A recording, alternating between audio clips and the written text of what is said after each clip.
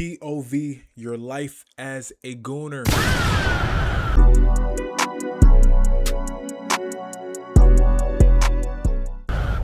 By I Am Me. Let's like his video. If you enjoy the reaction content in any form, leave a like, comment, and subscribe. We're growing every day. We're on the road to 500 subs, and I need your help. Your monitor is the only sun you've seen in 3 days. And honestly, that feels right. Outside, the world is loud, messy, and keeps demanding things you aren't ready to give. Your eyes are dry, stinging from the blue light of your phone that you've been scrolling on for how long? You swipe down on your screen to check. It's 2:14 p.m.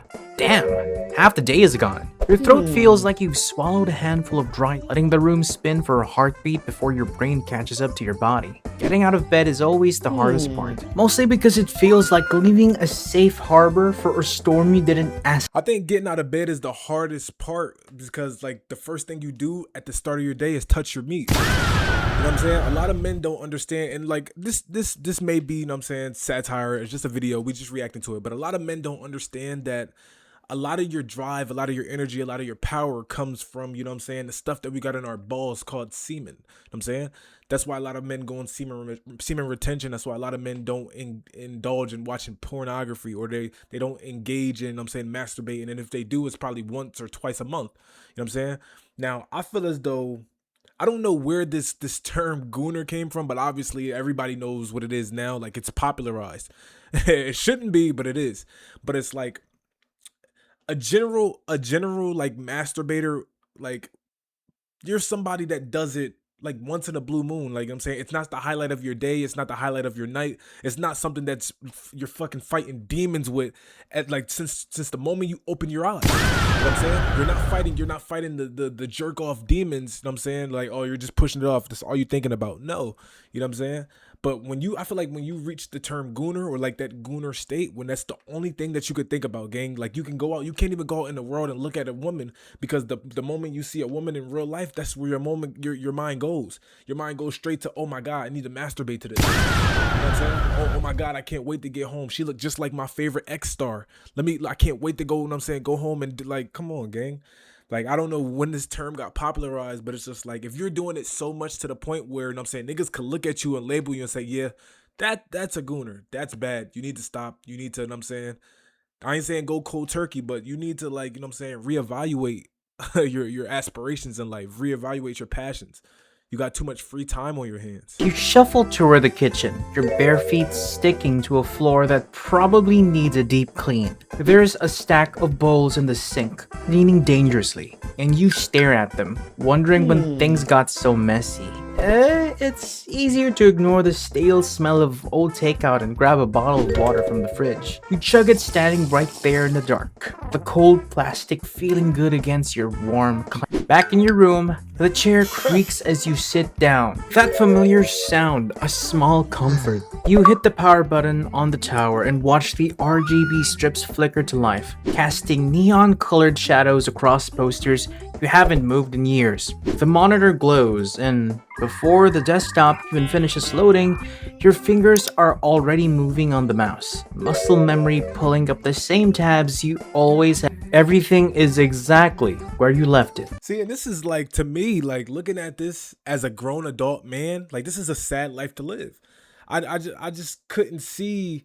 I couldn't see this for any one of my friends, any one of my family members. Shit, I couldn't see this for myself. You know what I'm saying? Like it's 2:41 p.m. You know what I'm saying? Your house is a mess. It's dishes. You know what I'm saying? You haven't ate a proper meal in 48 hours. You know what I'm saying? That bottled water, you're drinking microplastics. You know what I'm saying? Like, gang, like, niggas need to lock in, because in reality, this is some people's lives. You know what I'm saying?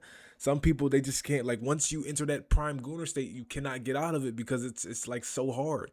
Not essentially that it's actually hard to stop touching yourself, but it's hard to, like, that's, you don't have nothing that you're looking forward to. You know what I'm saying?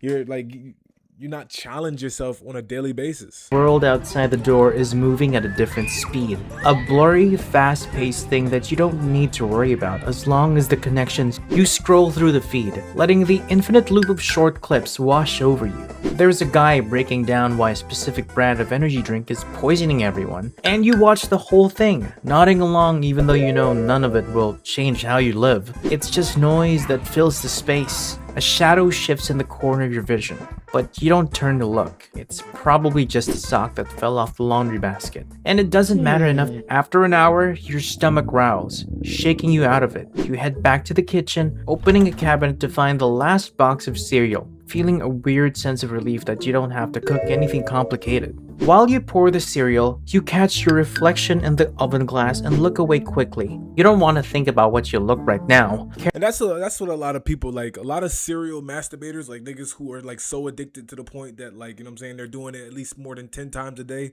They hate their reflection. Like a lot of, like, I'm gonna be honest, right? You know what I'm saying? This is men's corner. I'm assuming grown ass men watch me, you know what I'm saying? Or you're in the process of becoming a grown ass man. We all know that feeling after we finish like masturbating, or we finish gooning, and you just get this, you get overwhelmed with this sense of disgust, this sense of like, damn, I just wasted 30 plus minutes of my life doing this when I could have been doing something else. You know what I'm saying? And it's just like, you don't even want to look at your reflection in the mirror. You look depleted, you look dehydrated, you look like a shell of yourself. That life that you had in you when you first woke up in the morning and walked past yourself as you going to go take the best piss of all time. You know what I'm saying? Like that I'm saying, that first great piss in the morning, and you seen yourself in the mirror, look like you're ready to conquer the world. That feeling, that glow, gang, that's your energy, that's your life force. And you wasted it. You know what I'm saying? You go back to your bedroom and then you go pull up these tabs, or pulling up the hub, you pulling up the, you know what I'm saying, Twitter, you pulling up anything wherever your goon station is, nigga. You know what I'm saying? Whatever your primary source that you find your material. You go straight to that place because you think it's your safe place. You think it's something that, you know what I'm saying, that momentary pleasure. But then after the fact, you don't even want to look at yourself in the mirror. You don't even want to look at, sometimes, you know what I'm saying, you got some niggas who live in a house with their family members. They don't even want to look at their family members in the eye and say good morning as they walk past them, because you just feel like everybody know what you did. You know what I'm saying? You don't even want to say good morning or nothing to niggas or strangers on the street because you feel like everybody can see it on your face. You know what I'm saying? In most cases, a lot of people can read energy. They look at somebody and it's like, nigga, you look like a vampire. You look like a vampire just sucked the soul out your body. You have no life in your eyes. You know what I'm saying? You don't look like a human that is ready to attack the day. You look like you woke up, you know what I'm saying? took that piss, went back to your room and fucking start beating it. You know what I'm saying? And not just once, twice, or 3 times. I think you probably beat it 5 times before you even fucking left the house. And that, my friend, is a sign that you need to like lock in with yourself. The desk, your heartbeat quickens. It's that time of day again. You kick the door shut with your heel. The room feels smaller now, tighter. As you settle back into the chair and lock eyes with the tab, the one that makes your pants grow tight. When you're done, you trudge to the bathroom to clean up. As the water runs cold over your skin, you stare at the mirror, really looking at yourself for the first time today. You hate what you see. The person looking back is tired and lost. You breathe out, a long, shaky exhale that clears some of the tension out of your chest. This nigga did say it was 2:14. Does bro not have a job? Like, I don't know who, unless he works night shift, which could be a possibility, because it's just like to wake up at 2:14 is such an odd time. And then on top of that, it's just like you don't have no plans, you don't have nothing to do. Obviously, this nigga's like he's not living the most righteous of life. You know what I'm saying? He got bowls stacked to the ceiling. His house is dirty. He has no food. He hasn't gone food shopping, grocery shopping at all. You know what I'm saying? You're not helping yourself. You're not even putting up a fight. The most important thing about to defeat the goon addiction is to put up a fight. Obviously, you ain't gonna win all the time. Sometimes you can, sometimes you're not. But if you're just like looking around your house and you know shit is in shambles and you're not even trying to make a dent in it to fix it, to straighten up, to go grocery shopping so that you have fucking something to eat and put in your stomach. You know what I'm saying? Like, what are we wasting our time doing? into hiding again. Wait, the lights went out on their own? You dash back to your room, grabbing an open bag of chips on the floor along the way as a comfort food, and it's not good. Your server in the closet lets out a final pathetic whine before the whole setup dies. The screens go black, plunging you into absolute terrifying darkness. You sit there for a full minute, panicked, your hand clicking a mouse that no longer does anything. You stand up, stumble to the window, and yank the heavy black curtains open. The light hits you like a physical blow.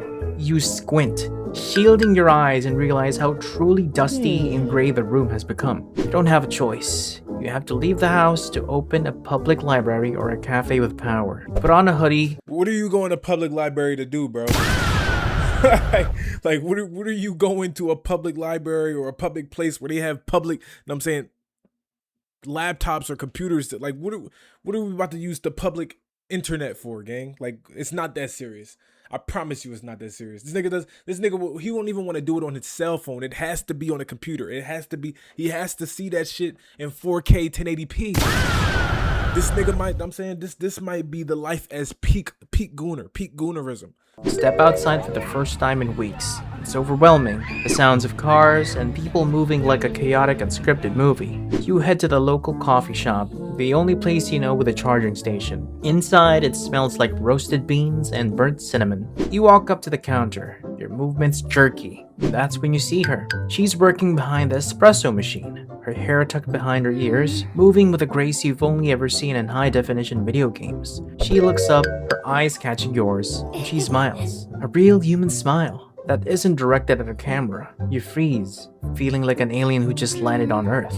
Can I have a hot Americano, please? She lets out a cute laugh and tells you it'll be $5. Her shaky hands fumble with your coins. And with a nervous parting smile, you finally complete your first social interaction in too long, finding a seat. I feel like this is not true. Gang, I don't like, I'm telling you, I've been in a scenario or multiple scenarios where, you know what I'm saying, when I was younger, like fresh early 20s and shit like that, after the pandemic, post-pandemic, like around that time, like peak Gooner State gang, you're nobody's looking at you and they're smiling at you. At least that's how it was to me. Like in my life, it looks like everybody's just fucking judging you. It looks like everybody's judging you. Everybody knows your deepest, darkest secret. Everybody knows the last time you beat. Everybody knows everything about you. You know what I'm saying? That's how that feels, nigga. Nobody in public is smiling at you. Everybody's staring at you because they know deep down that nigga needs some help. That nigga needs some sunlight. He needs some vitamin D. He needs some water. That nigga needs God. He needs God. He needs some type of direction in his life because obviously he ain't been outside. He haven't seen the sunlight in fucking 4 days. You know what I'm saying? He's too busy touching himself. He's too busy draining all his life forces onto his belly button and his stomach. You know what I'm saying? Nigga needs to get outside and talk to more people.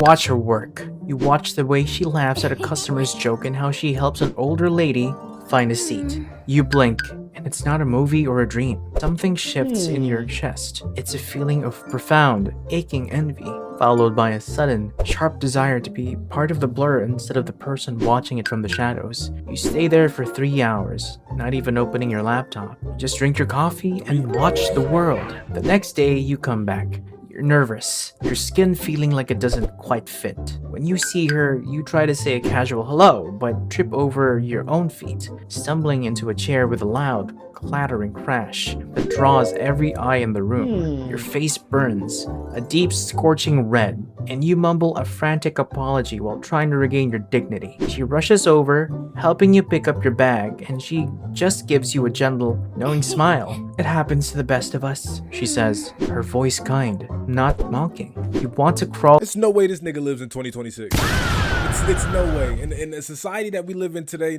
like if you were to be out in public and genuinely you fucking tripped over your own 2 feet, fell on your face and bust your forehead open, niggas is going to look at you like this and keep walking.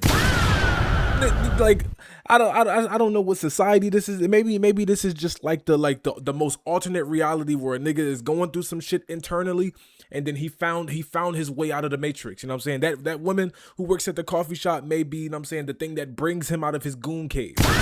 I'm saying? I think that's what it is. But this can't be based on reality, gang. You know what I'm saying? Everybody has a fucking RBF. Everybody has RBF. Everybody has a frown on their face. Niggas are not genuinely excited to help you up. Are you crazy? But you stay. You order a latte this time. And when she hands it to you, she says, "You're back." You know, you don't have to look so terrified of the world. It's a simple observation, but it's the first time anyone has called you out on your fear in a way that didn't feel like an attack. You talk for 5 minutes about the rain outside, and you learn her name is Maya, and that her eyes sparkle when she talks about old vinyl records. When you leave, you feel like you've just run a marathon, tired, breathless, but incredibly physically alive. The social trials continue for weeks, and they aren't all victories. There is the time you try to compliment her apron and end up saying something so awkward about coffee beans that you both just stand there in a painful, ringing silence for 7 seconds. There's the time you try to join a conversation at a nearby table and just end up hovering, forgotten, like a piece of furniture until you slink away back to your corner. Each failure feels like a stinging reminder of how long you spent in the dark. But every time you walk out that door, you have a little less of that heavy protective armor you used to wear, and get closer to the life you dreamed to have with Maya. One afternoon, you ask Maya if she wants to go for a walk after her shift. You're terrified, your heart hammering against your ribs like a bird you trap without chance for bail. You wait by the door, your hands sweating, thinking about all the reasons she might say no. This nigga don't got a job. Like I have to re-ask this question again because he keep going to this coffee shop.